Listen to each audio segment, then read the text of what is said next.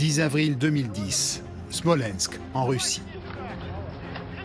Le Tupolev 154 du président polonais Lech Kaczynski s'écrase à l'atterrissage avec 96 personnes à bord. On a un chef d'État qui est pressé d'arriver pour des commémorations. La météo est exécrable. Il y avait du brouillard et le système qui était au sol ne leur permettait pas un guidage précis. Un pilote extérieur en situation normale aurait certainement fait le choix de se dérouter vers un autre aéroport. Sauf que dans l'avion, c'est pas n'importe qui. Le gars risque quoi? Risque de perdre son boulot s'il n'écoute pas le chef de l'État qui lui dit « maintenant il faut se poser ». Il perd son libre arbitre, il rentre en stress, en tunnelisation, c'est-à-dire qu'on ne voit plus l'ensemble des problèmes. Ils ont directement tapé dans le sol, hors de la piste, sans visibilité, et la totalité des passagers sont morts. En plus du crash, l'autre menace majeure qui plane au-dessus des avions présidentiels est l'attentat. Particulièrement depuis le 6 avril 1994, le jour où tout un pays a basculé dans l'horreur. On a le président du Rwanda qui est en train de revenir d'une conférence internationale. Il est en approche sur l'aéroport de Kigali. Depuis le sol, il y a quelqu'un qui va tirer un missile pour abattre l'avion présidentiel. L'avion va se crasher. Toutes les personnes qui sont à bord vont mourir, avec les conséquences que l'on sait. Ça va déclencher la guerre civile et donc le génocide rwandais.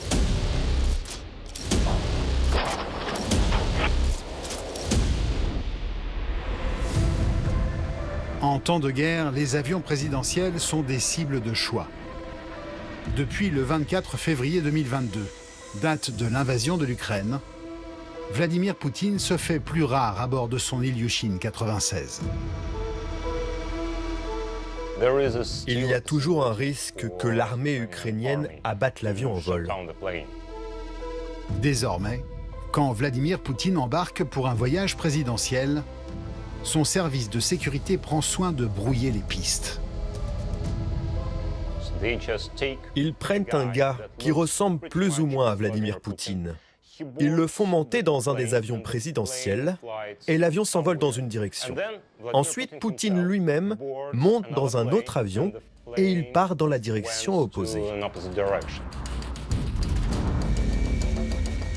L'Ilyushin présidentiel est alors rejoint par des anges gardiens surarmés.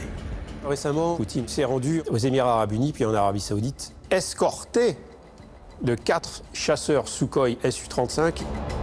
Des Sukhoi capables de détecter des missiles à 400 km à la ronde. Et ces avions de chasse ne sont pas les seuls à assurer les arrières du président russe. En cas de guerre, nucléaire cette fois, Vladimir Poutine embarquerait immédiatement à bord d'un engin bien particulier, l'Ilyushin 80. C'est l'avion de l'apocalypse. Et quand on voit ce dinosaure russe avec ses antennes partout, ça fait froid dans le dos. Développé en pleine guerre froide, l'Ilyushin 80 n'est pas sans rappeler le Boeing E-4B américain. Comme les États-Unis avaient cet avion, l'URSS aussi devait avoir cet avion. Un appareil entièrement blindé dont tous les hublots sont condamnés. Ce n'est pas un avion ordinaire, c'est une forteresse volante pour le président. Comme son homologue américain, l'Ilyushin 80 doit servir de poste de commandement en cas de guerre nucléaire. Du moins en théorie. Pour le défilé aérien du 9 mai 2022, après avoir envahi l'Ukraine, il y a eu une sorte de répétition pendant laquelle cet avion de l'apocalypse a volé. L'Ilyushin 80 était en état de vol. Et le jour même, il n'aurait pas réussi à le faire démarrer. Plutôt que de révéler qu'il y avait un problème technique, ils ont préféré prétendre qu'il y avait des problèmes météo ce jour-là pour annuler la totalité du défilé aérien. Il y a 4 Ilyushin 80 On ne sait pas exactement combien il y a d'avions opérationnels. Il règne le plus grand mystère, évidemment. Nous ne savons pas si cet avion a une quelconque utilité ou s'il s'agit juste d'une poubelle volante qui sert à effrayer les pays européens. Un culte du secret qui s'applique à toute la flotte présidentielle russe. À commencer par l'Ilyushin 96, une déclinaison militaire d'un avion de ligne conçu sous l'ère soviétique. Commercialement, c'est un avion qui est un échec total. Il y en a quelques dizaines seulement qui vont être vendus dans le monde. Ces avions ont généralement des problèmes avec les moteurs, les freins, le circuit de carburant, et j'en passe. En 2005, Vladimir Poutine assistait à un sommet à Helsinki. Son Ilyushin a été victime d'une panne sur place. Le chef concepteur de l'appareil a été incriminé directement par le président Poutine. Ça la foutait assez mal quand même pour un président russe. C'est quand même le Kremlin volant. C'est l'avion qui représente la technologie aéronautique russe dans le monde.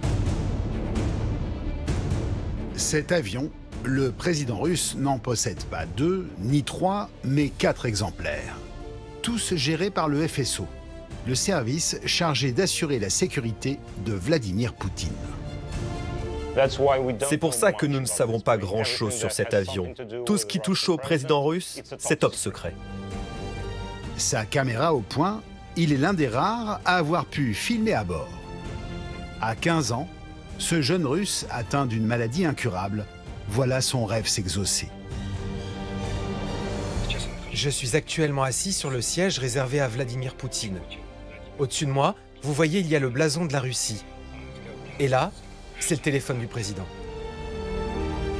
Une opération de communication pour faire oublier des images bien moins favorables au régime russe.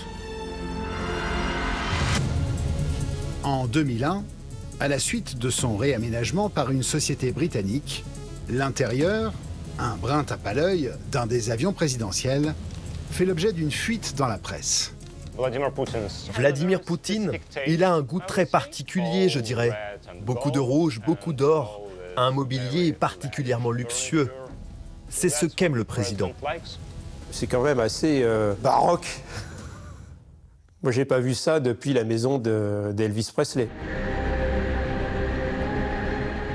La discrétion étant la meilleure des protections, Vladimir Poutine opte régulièrement pour un autre moyen de locomotion. Comme l'a révélé ce journaliste russe, en exil en Lituanie.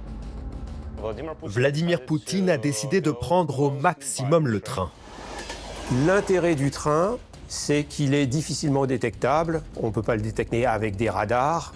Le public ne peut pas le suivre sur Internet. C'est extrêmement discret, un train. C'est exactement le même train que pour les passagers normaux.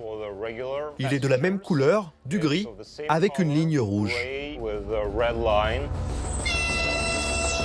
Seuls quelques détails trahissent la présence du président russe à bord.